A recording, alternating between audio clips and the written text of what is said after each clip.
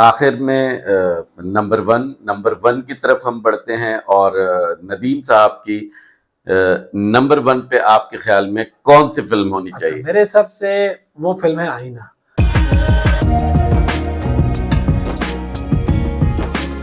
उसकी क्या वजह है? देखिए, मैं ये समझता हूँ कि ये किरदार बेग साहब से अच्छा कोई कर ही नहीं सकता था। देखिए, उसमें इकबाल एक बहुत ही उसूल पसंद इंसान। अच्छा, इस फिल्म की अगर आप यकीनन, ये एक ऐसी फिल्म है मुझ समेत लोगों ने दर्जनों बार देखी होगी। मैंने, आप यकीन कीजिए कि मैं हर 15-20 दिन बाद यूट्यूब पे लगा के बैठा होता हूँ, देख रहा होता हूँ, घंटे 2 घंटे, कभी पूरी फिल्म देखता जरूर हूँ मैं।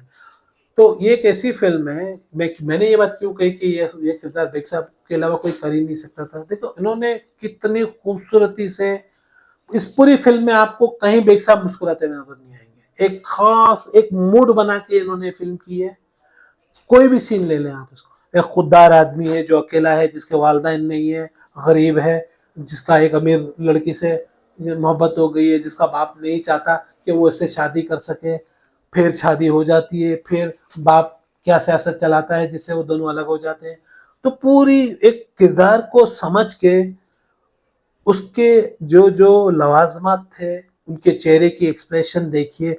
मैं आपको छोटी सी मिसाल देता हूँ, वो तो बात की बात है। एक सीन उसके अंदर ये है कि जब पहले ही सीन में जब वो शबनम वहाँ कुछ पी के इनके होटल आती हैं, तो फिर वो जब ऊपर जाती है तो मेरा ख्याल है चंगेजी है, चंगेजी उनके साथ खड़ा होता है, वो उनको बताता है कि भाई ये एक बहुत बड़े अमीर बाप की बेटी है। तो उस वक्त जो तंजिया मुस्कुराहट उनके चेहरे पर है, मतलब एक जो अपने अपनी क्लास का जो दुख है और उस क्लास का जो फर्क है, वो आप उस वक्त भी उनके चेहरे पे महसूस कर सकते हैं। तो उन्होंने उस किरदार में खुद को जिया है, मुझे ऐसा फील होता है। इसलिए मैं ये फिल्म बार बार देखता हूँ। मुझे गाने तो पसंद है ही उसके, उसकी उसमें नजमुल इस्लाम साहब ने जो एक खास तौर पर सीन है, मैंने ये इस बारे में जो, क्योंकि मेरी खुश नसीबी ये रही कि मैंने आईना फिल्म के जो फिल्म साज है रऊफ शमसी साहब, उनका बहुत तफसीलन 4 घंटे तवील उनके दफ्तर वहाँ के काशिफ सेंटर की 11वीं मंजिल पर उनका बहुत तफसीली। तो उसमें मैंने उनसे एक सवाल किया कि उस फिल्म के अंदर एक सीन है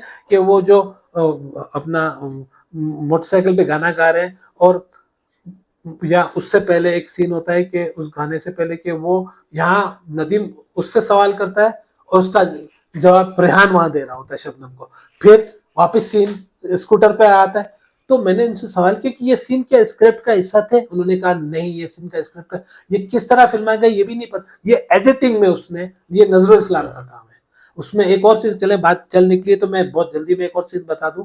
उसमें एक सीन है कि फिर उन्होंने इसी बात के हवाले से बात को आगे बढ़ाते हुए मुझे ये भी बताया कि इस फिल्म में एक सीन आपने देखा होगा कि जब रेहान शबनम से पूछता है कि तुम उसको पसंद करती हो, तो वो अपने अंगूठे से साथ वाली उंगली को सहलाती है, ठीक है।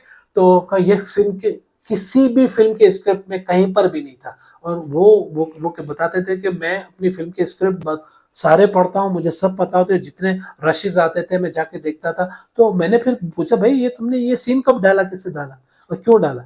तो बोला कि ये हमारे बंगाल की रिवायत है कि जब बाप अपनी बेटी से अपने शादी ब्याह के बारे में पूछता है ना, तो वो जवाब नहीं देती, वो ये करती। तो मुझे ये सीन मैं, अच्छा, फिर वो भी बंगाल से थे, उनका भी ताल्लुक वहां से था, और और शबनम का भी। शबनम का भी बंगाल से था, और रोशम से सब भी बंगाल में रह चुके थे। तो उनका मैं फौरन समझ गया उन्होंने क्या बात की, और उन्होंने इतने खूबसूरत बगैर स्क्रिप्ट के उन्होंने ये फिल्मा के फिल्म में डाल दिया। तो मकसद इन चीजों से भी फिल्म की एक बहुत खूबसूरती है यहाँ हुई। फिर सबसे बड़ी बात जो उस फिल्म की है, उसमें रॉबिन घोष का जो म्यूजिक है और उसको जो नजरुल इस्लाम ने फिल्माया है, कमाल कर दिया है मतलब। तो इस वजह से मुझे ये एक शाकार फिल्म महसूस होती है। जैसे हम कहते हैं इंडिया वाले, इंडिया के हिसाब से कि सिलसिला एक शाकार फिल्म है, लम्हे एक शाकार फिल्म है, इसी तरह से मैं आईना को एक पाकिस्तान की शाकार फिल्म, जो जिंदगी भर, जब तक, कम से कम मुझे अगली नस्ल का तो पता नहीं है, जब तक हम जिंदा है हमारे लिए तो ये शाकार रहेगी। और साथ में अब चूंकि हम बिल्कुल इख्तिताम पर पहुंच चुके हैं और हमने अपनी अवलिन फिल्म भी बता दी, मैं फिर कहूंगा कि जो मेरे तासुरात है बेग साहब के बारे में, कि मैं ये समझता हूँ, मैंने बता तो दी आपको आईना को, आईना उनकी सबसे बेहतरीन और नंबर 1 फिल्म है, लेकिन जाती तौर पर अगर आप मुझसे सवाल करें ना, मैं तो समझता हूँ अभी तक बेग साहब की नंबर फिल्म आई ही नहीं है। उनसे जो काम लिया जा सकता था ना, वो नजरुल इस्लाम, परवेज मलिक, मोहम्मद जाहिद फाजिल, सैयद नूर, ये लोग ले गए जितना ले सकते थे, लेकिन जो उनके अंदर था ना, मैं ये समझता हूँ जाती तौर पर एक फैन होने के नाते या एक जो भी समझ ले आप, नहीं लिया जा सकता। यानी इससे भी बेहतर इससे भी परफॉर्मेंस की बेहतर फिल्म परफॉर्म आ आ सकती सकती है। थी। बहुत शुक्रिया अमीन भायानी साहब, आप आए, आजकल अमेरिका से आए हुए हैं, आपने हमें टाइम दिया। इंशाल्लाह अगले विजिट में इस इंशाल्लाह तरह की कोई और नशिस्त इंशाल्लाह रखेंगे। जरूर बहुत जरूर शुक्रिया। जरूर, बहुत शुक्रिया। मेरी जानिब से भी आपको बहुत शुक्रिया कि आपने मुझे मद्दू किया यहाँ पर, और मेरे लिए ये बहुत ही एक खुशगवार लम्हा था।